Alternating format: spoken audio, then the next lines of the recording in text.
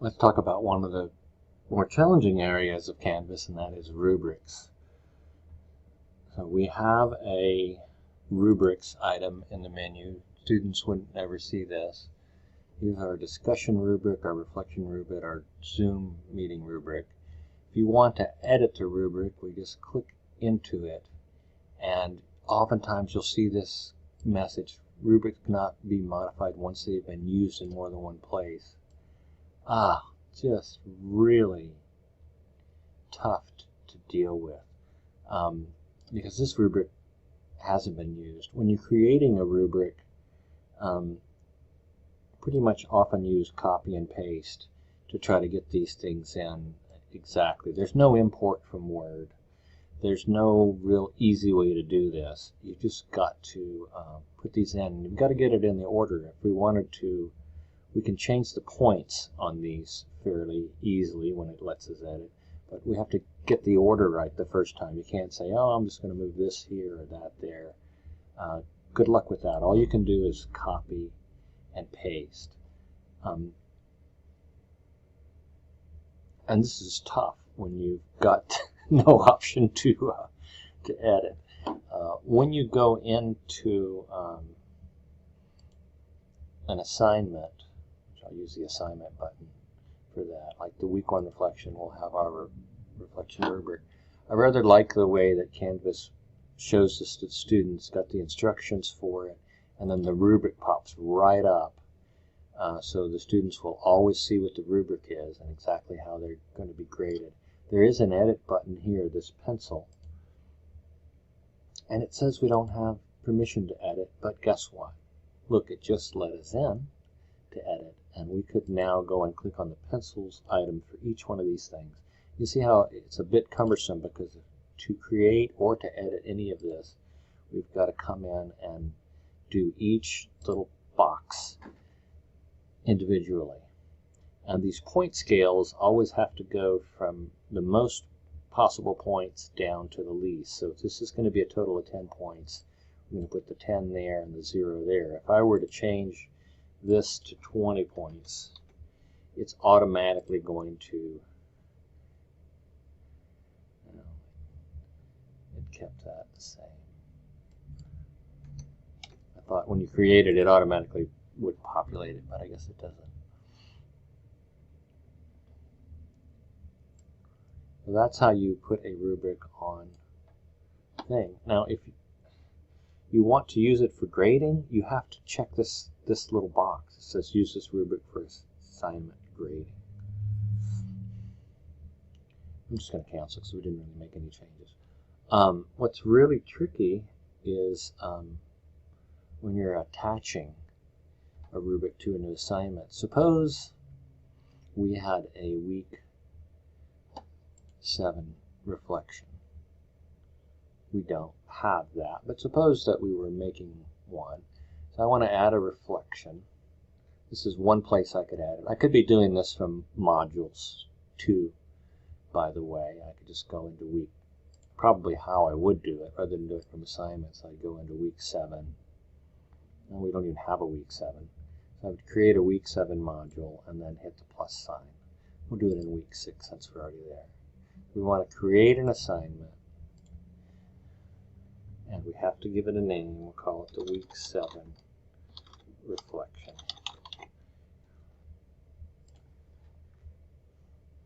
And it has created that. This is where we could go in and edit and add instructions.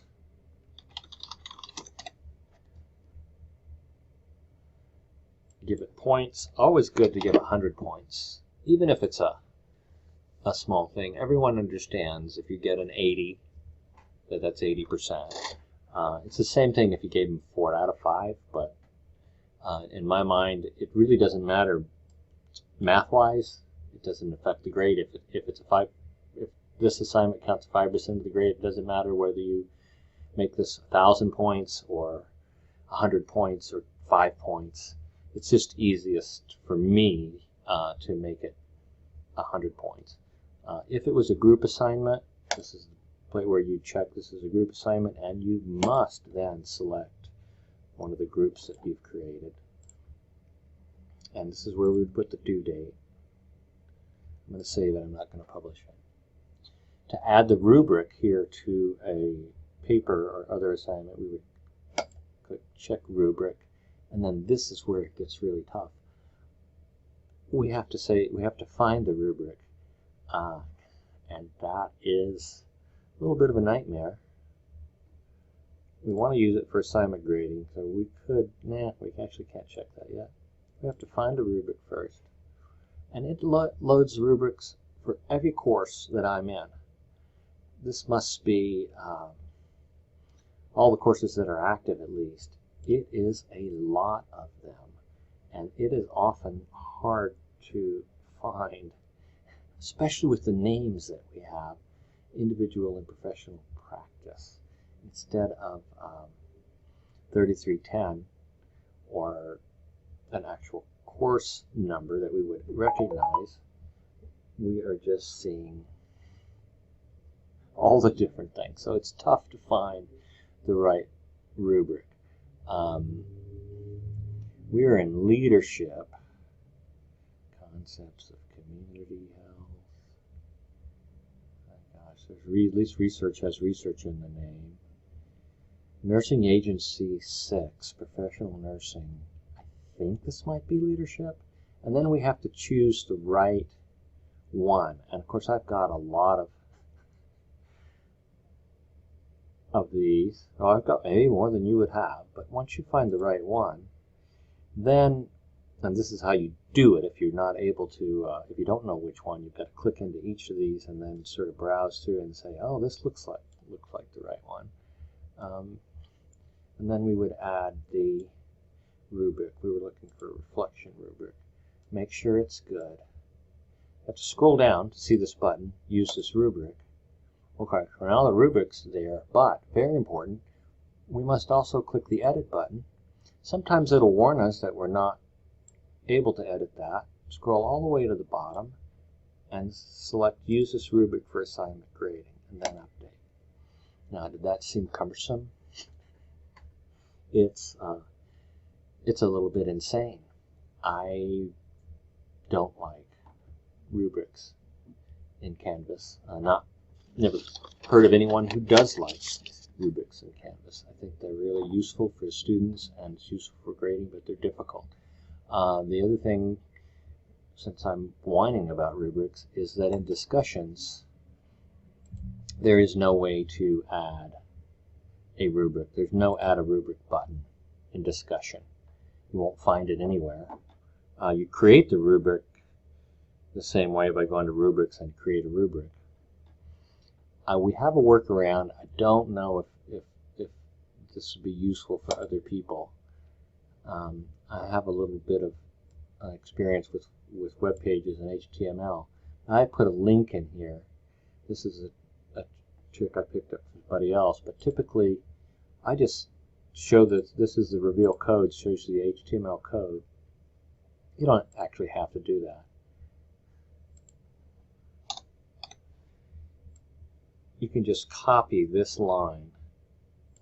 I tend to look at the HTML code, but you don't have to do that. I do a Control-C, copy that, and then paste that into whatever discussion you're writing. Paste that puppy in. And then, I'm going to go ahead and cancel out of this because I don't want to change it. But then you have an actual link that, what do you know, will bring up the rubric.